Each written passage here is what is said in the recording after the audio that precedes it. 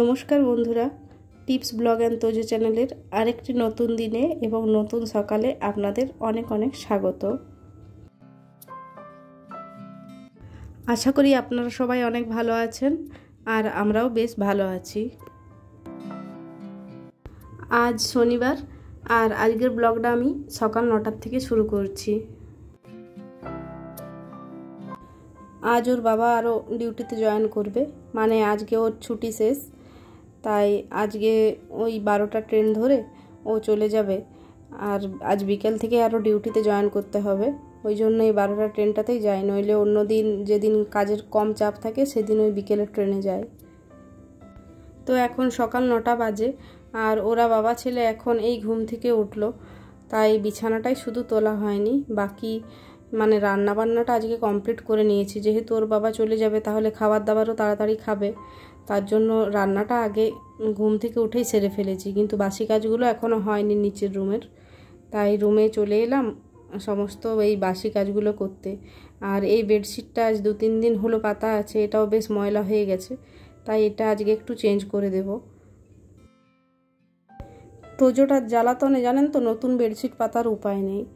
এই রিসেন্টলি একটা নতুন বেডশিট মানে কিনেছিলাম, একবারও ধোয়া হয়নি, তার আগেই দেখছি একটা পেন্সিলকে ভরে মানে এপার ওপার করে দিয়েছে, মানে চাদরটা একদম ফুটো হয়ে গেছে। ওর জ্বালাতে মানে নতুন বেডশিট বা নতুন পর্দা লাগানোর উপায় নেই। আর ওই হাতের কাছে কাঁচি, পেন, পেন্সিল যা পাবে ওই দিয়ে এই বেডশিট কাটতে থাকে, ফুটো করতে থাকে। আজকে তাই এই পুরনো বেডশিটটাই পেতে নিলাম, যদিও এটা পুরনো হয়েছে, 1 বছর হয়ে গেলে ইউজ করা, কিন্তু কালারটা একটুও ফেড হয়নি বা নষ্টও হয়নি, বেডশিটটা বেশ ভালোই আছে আর অনেকবার ধোয়াও হয়েছে। আর এই বেডশিটটার না কোনো পিলো কভার নেই, তার জন্য এটার সাথে মানে এই বেডশিটটা খুব একটা বেশি দাম নয়, ওই 260 টাকার মতো নিয়েছিল, তার জন্য এটাতে ম্যাচিং পিলো কভার থাকেনি, তার জন্য এটাতে এই অন্য পিলো কভারেই সেট করতে হয়। আর পিলো কভার ম্যাচিং হলে দেখতে বেশ সুন্দর লাগে, কিন্তু এই যে এই বেডশিটটা একটু কম দামি ছিল, ওই জন্য এটাতে পিলো কভার নেই, তাই কিচ্ছু করার নেই। আর এই রকম ম্যাচিংয়ের পিলো কভার পায়ও নি, যে সেম টু সেম না হলেও কালার কম্বিনেশনটা এক হলেও ঠিক লাগতো, কিন্তু সেই রকমও পাইনি। আবার এই বালিশের কভারগুলো মানে পাশ বালিশের সাথে আর মাথার বালিশের সাথে যেগুলো ম্যাচিং দেখছেন এখন, এটা আমি আগের বছর এখানে একটা মেলা বসে জ্যৈষ্ঠ মাস না বৈশাখ মাস ঠিক মনে নেই, তো বেশ গরম ছিল ওই টাইমে, তো ওই টাইমে একটা মেলা বসে সেখানে গেছিলাম, তো ওখানে এই বেডশিট, বালিশের কভার বা পর্দা, হাবিজাবি এইরকম জিনিসপত্র পাওয়া যায়, তো ওখানে এই বালিশের ওয়ারগুলো আমি কিনেছিলাম, বেশ সস্তায় কিন্তু পড়েছিল, ওই 70 টাকায় 3টে হয়েছিল জানেন তো। তো 1 বছর ধরে কন্টিনিউ এগুলো ইউজ করছি, কালারটাও কিন্তু ফেড হয়নি আর জিনিসটাও নষ্ট হয়ে যায়নি বা ছিঁড়ে যায়নি, বেশ ভালোই আছে। এবছর যদি বসবে তো নিশ্চয়ই খবর করে মানে সন্ধান নিয়ে পরে আবার যেতে হবে, ওখান থেকে বেশ কয়েকটা এরকম ম্যাচিং করে নিয়ে আসতে হবে। রাতে ঘুমোতে যাওয়ার আগে এই মশারি টাঙানোর এক ঝামেলা, আর এই সকালে ঘুম থেকে উঠে মশারি খুলে ভাঁজ করে রাখার এই আরেক ঝামেলা, মানে এই দুটো কাজ আমার এত বিরক্ত লাগে যে বলে বোঝাতে পারবো না। আগে তো আমি মশারি পাট করতেই পারতাম না, তো এই মশারি পাটের ব্যাপারটা এটা আমি আমার বাবার কাছ থেকেই শিখেছিলাম, বাবা দেখিয়ে দিয়েছিল হাতে ধরে যে এইভাবে মশারি পাট করলে একদম সেম টু সেম ভাঁজে ভাঁজে থাকে। তো আমার বাবা বেশ সুন্দর করতে পারে, কিন্তু আমি অতটাও পারি না, তো মোটামুটি কাজ চলে যাওয়ার মতো হয়। এই মশারি ভাঁজের ভয়ে না আমি অর্ধেক দিন মশারি টাঙাই না, যখন হাজব্যান্ড থাকে তখন ওকে দিয়ে টাঙা করাই, আর যেদিন দেখি খুব মশাতে জ্বালাতন করছে সেদিনেই আমি মশারি টাঙি। অধিকাংশ দিন আমি তো বিনা মশারিতেই ছেলেকে নিয়ে শুয়ে পড়ি, যদিও এই রুমে অতটা মশা নেই, কিন্তু এই মাঝখানে বৃষ্টিটা যখন পড়লো না তখন আবার দেখছি মশার উপদ্রবটা আরও বেড়ে গেছে। আর যখন খুব গরমটা পড়েছিল তখন কিন্তু একদম মশা লাগতো না, সেই টাইমে মশারিও টাঙাতাম না। হাজব্যান্ড যেদিন আসে সেদিন বেশ মজা লাগে, তোজোটাও বেশ খুশি খুশি থাকে, কিন্তু ও যেদিন চলে যায় ছেলেটারও খুব মনটা খারাপ লাগে আর আমারও খারাপ লাগে, বেশ ফাঁকা ফাঁকা লাগে। আর যতক্ষণ ও থাকে ততক্ষণ বুঝতে পারি না, ওই কাজে কাজে সময় পেরিয়ে যায়, আর যেই চলে যায় সেই ঘরটা কীরকম ফাঁকা ফাঁকা খালি খালি লাগে। তো ওকে তার জন্য আগে বলতাম যে তুমি এসোই না, যখন আসবে তখন একেবারে 3-4 দিন হাতে টাইম নিয়ে আসবে, যাতে এখানে কিছুদিন থাকতে পারো। প্রথম যখন বাঁকুড়াতে শিফট করেছিলাম তখন ওকে যখন স্টেশনে ছাড়তে যেতাম তখন তো কেঁদেই ফেলতাম, আর প্রায় সারাদিন কান্নাই করতাম, এত খারাপ লাগতো। আসলে এখানেও একা, ছেলেকে নিয়ে আমি আর ছেলে মানে দুজনের দিকে মুখ চেয়ে। আর ছেলে যখন স্কুল চলে যায় তখন যে এতটাই একা ফাঁকা লাগে মানে বলে বোঝাতে পারবো না।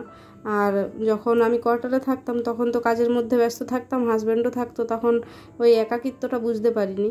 যদিও আমার শ্বশুরবাড়িতে জয়েন্ট ফ্যামিলি, শ্বশুরবাড়ির থেকে যখন কোয়ার্টার শিফট করেছিলাম তখনও বেশ প্রথম ফাঁকা লাগতো। তারপর যখন হাজব্যান্ডের সঙ্গটা পেয়ে গেলাম তখন অতটা খারাপ লাগতো না, কিন্তু বাঁকুড়া চলে আসার পরে মানে একা থাকার যে কী যন্ত্রণা সেটা আমি এখন বুঝতে পারি। এতটাই ফাঁকা লাগে, ছেলে যখন স্কুলে চলে যায় বা ছেলে যখন টিউশনে বা অন্য কোথাও যায় বা থাকে না তখন খুবই খারাপ লাগে। যাই হোক, ওইদিকে ওই বেডশিটটা চেঞ্জ করে ঘর ঝাড় দিয়ে মোছাটাও হয়ে গেছে।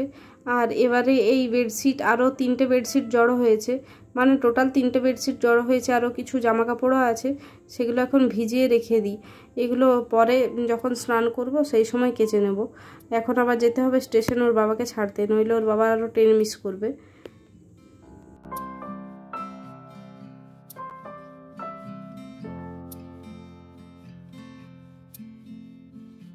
সকালের সমস্ত কাজ কমপ্লিট করে কোনো মতে অল্প খাবার খেয়ে এই যে বেরিয়ে গেছি স্টেশনের উদ্দেশ্যে। আজ বাড়ির থেকে বেরোতে অনেকটাই দেরি হয়ে গেছে, যেহেতু আমরাও দুপুরের খাবারটা একেবারে খেয়ে নিলাম। ওর বাবা একা খাবার খেতে চায় না, তাই ওর সাথে দুপুরের লাঞ্চটা একেবারে আমরা 11টার সময় সেরে ফেললাম। আর দুপুরে যদি খিদে পায় তখন অল্প কিছু খেয়ে নেব, তার জন্য খেতে গিয়ে একটু বেশি লেট হয়ে গেল। আসলে তোজোটাও খাচ্ছিল আর ও একটু আস্তে খায়, ওই জন্য একটু লেট হয়ে গেল। তো যাক, ভাগ্যিস ট্রেনটা পেয়ে গেলাম। ট্রেনটা অবশ্য লেট ছিল কিছুক্ষণ, ট্রেনটা লেট থাকলেও সিট একদম ফাঁকা ছিল, অনেক এনাফ সিট ছিল, তাই জন্য ওর যেতেও কোনো অসুবিধা হয়নি। আর এক টাইমে ওই লোকাল যে ট্রেনগুলো থাকে সেগুলো এত ভিড় থাকে যে সেই রীতিমতো ঝুলে যেতে হয়। এবারে ডিউটির ব্যাপার থাকে তো যেতেই হবে, ট্রেন মিস করে যে পরের ট্রেনে যে যাবে তারও উপায় নেই। আজ সকাল থেকে আবার তোজোবাবু বায়না করছিল যে আমি বাবার সাথে কোয়ার্টার যাব। সকালবেলায় আমি যখন ছাদে রান্না করছিলাম ওর বাবা আমাকে ডেকে দেখাচ্ছে, দেখবে ও ব্যাগ ট্যাগ কত গুছিয়েছে, জামা কাপড় নিয়েছে, বই খাতা নিয়েছে, কি না আমি বাবার কাছে যাব, কোয়ার্টারে থাকবো। তো এই ট্রেনটা যখন এলো ও ট্রেনে চেপে বসে গেছিলো যে না আমি বাবার সাথেই যাব। স্টেশনে এসেও বেশ বায়না করছিল, যাক ভুলিয়ে শুলিয়ে ওকে নিয়ে এলাম। বাড়ি ফিরে কাজের মধ্যে বাকি ছিল এই স্নানটা আর এই কাপড়গুলো কাচার। তো কাপড়গুলো কেচে আমি রেখে দিয়েছিলাম, কিন্তু এতটাই রোদ হয়ে গেছিলো যে ছাদে আর মিলতে আসতে পারিনি, মানে খুব টায়ার্ড লাগছিল। আসলে সকাল সকাল উঠেছি তো, আর একটানা অনেকগুলো কাজ করতে হয়েছে, একটু রেস্টও পাইনি, তার জন্য একদম পুরো টায়ার্ড হয়ে গেছিলাম। ওই কারণে ওই দুপুরে তো আগেই খেয়ে নিয়েছিলাম ওর বাবা ডিউটি যাওয়ার সময়, তাই দুপুরে এসে আর খাইনি। ওই এসে পরে স্নান টান করে আর এই কাপড় জামাগুলো কেচে একটু ঘুমিয়ে পড়েছিলাম।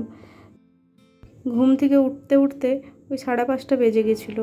আর ঘুম থেকে উঠে দেখি যে কাপড় জামাগুলো মেলাই হয়নি। আসলে একভাবে মানে ভুলেই গেছিলাম যে কাপড় জামাগুলো মিলতে হবে, তাই ঘুম থেকে উঠে আগে ঝটপট ছাদে চলে এলাম কাপড় জামাগুলো মিলতে।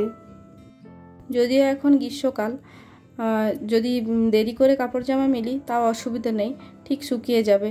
অল্প কিছুক্ষণ রাখলে ওই 2 ঘন্টার মধ্যে কাপড় জামা দেখে একদম শুকিয়ে গেছে। আর আজকে এতগুলো কাপড় জামা মিলেছিলাম যে তারগুলো সব ভর্তি হয়ে গেছিলো। ওইদিকে 2টো তার তো ভর্তি হয়ে গেছিলো, তার উপরে আরও এইখানে একটা তার আছে, এই তারটা একটু উঁচুতেই আছে, আমি ঠিকঠাক নাগাল পাই না। এই তারটাও একটা চাদর মিলতে এটাও ভর্তি হয়ে গেল। আবার এই পোলটাতে দেখুন আরও অনেকগুলো জামা কাপড় স্টক করা আছে। তো কাপড় জামা মিলতে হঠাৎ যেন সেই ধূমকেতুর মতো কোথার থেকে একটা কালো মেঘ চলে এলো, আর তার সাথে সাথে সেই রকম ঝড়। আর মেঘটা দেখুন একদম বীভৎস কালো হয়ে আছে, মানে দেখেই ভয় পেয়ে গেলাম যে আচমকা কাপড় জামাগুলো আমার তখনও মেলাও শেষ হয়নি, আচমকা এমন মেঘটা কালো করে এলো যে বলার কোনো ভাষা নেই। শুধু মেঘটা কালোই নয়, তার সাথে এত হাওয়া দিচ্ছিল যে আমি খুব বেশি হলে কাপড় জামাগুলো মেলা আমার 5 মিনিট হয়েছিল। 5 মিনিটের মধ্যে সব কাপড় জামা একদম জলটা তো পুরো ঝরে গেছিলো, মানে আধ শুকনো হয়ে গেছিলো, এতটা জোরে হাওয়া দিচ্ছিল। তো কোনো মতে সেই ভিজে কাপড় জামা আবার তুলে আবার নিচে নিয়ে চলে এলাম। নইলে যে হারে ঝড় দিচ্ছিল, লোকের বাড়িতে উড়ে চলে গেলে আরও কে কোথায় খুঁজতে যাবে বাবা। ওই জন্য ওই ভিজে কাপড়কে আবার তুলে নিয়ে চলে এলাম, ওই সিঁড়িতে মিলে দিলাম। কিন্তু কপাল খারাপ হলে যা হয়, এত কালো মেঘ করেছিল, এত জোরে ঝড় উঠলো, ভেবেছিলাম যে কতই না বৃষ্টি পড়বে, আজকে পৃথিবীটা একটু শান্ত হবে, এত যে তেতে আছে পৃথিবীটা, এত গরম হয়ে আছে, একটু শান্ত হবে। কিন্তু না, মানে সেই মেঘকে দেখে আচমকা আমরা এতটা খুশি হয়ে উঠেছিলাম যে যাক বৃষ্টিটা হবে, কিন্তু বিশ্বাস করুন এক ফোঁটাও বৃষ্টি পড়েনি। মানে ওই মেঘটা এলো কালো করে, আর ওই ঝড় দিয়ে ওই কালো মেঘকে সরিয়ে নিয়ে চলে গেল, ওই কারণে আরও বৃষ্টিটা হলো না। আর এদিকে সন্ধে দেওয়ার পরে তোজোকে নিয়ে আমি বই খাতা নিয়ে বসে পড়লাম। মানে ও তো আর একা পড়ে না, ওর সাথে সাথে আমিও ক্লাস 1-এ পড়ি। আমার ওই স্কুলে নামটাই নেই, আর আই কার্ডটা নেই, আর ড্রেস পরে আমি যে স্কুল যাই না ওটাই যা। পড়াশোনাটাও আমাকেও সেম করতে হয় ও যতটা করে। কিন্তু মজার ব্যাপার এটাই হলো যে ক্লাস 1-এ যেগুলো শিখেছিলাম সেগুলো তো সব আমার জলপান হয়ে গেছিলো। ছেলেকে পড়াতে গিয়ে এখন সব মনে পড়ছে, আবার নতুন নতুন এখন অনেক কিছু শিখছিও ছেলেকে পড়াতে গিয়ে। তো যাই হোক, ওকে আমি এখন একটু পড়িয়ে নিই। আর আজকের ভিডিওটা আমি এখানেই শেষ করলাম। আপনারা সবাই কিন্তু কমেন্টে জানাবেন যে কেমন লাগছে আমার ভিডিওটা। আর নতুন বন্ধুরা যদি কেউ দেখছেন তাকে অসংখ্য ধন্যবাদ আমার চ্যানেলে আসার জন্য। যদি ভালো লেগে থাকে তাহলে একটা লাইক কমেন্ট করে আর চ্যানেলটা সাবস্ক্রাইব করে পাশে থাকবেন, এবং সবাই সুস্থ থাকবেন। আর এই ঝড় বাদলের দিনে চেষ্টা করবেন বিকেলবেলায় বাইরে না যাওয়ার, কারণ দেখছেন তো হঠাৎ 5 মিনিটের মধ্যে কোথার থেকে যে একটা কালো মেঘ চলে আসছে বলাই ভার। তো যাই হোক, কাল আবার ঠিক সময়ে আরেকটা নতুন ভিডিও নিয়ে চলে আসব। কালকে আবার দেখা হচ্ছে আপনাদের সকলের সাথে। আজকের মতো এখানে শেষ করলাম। নমস্কার, গুড নাইট।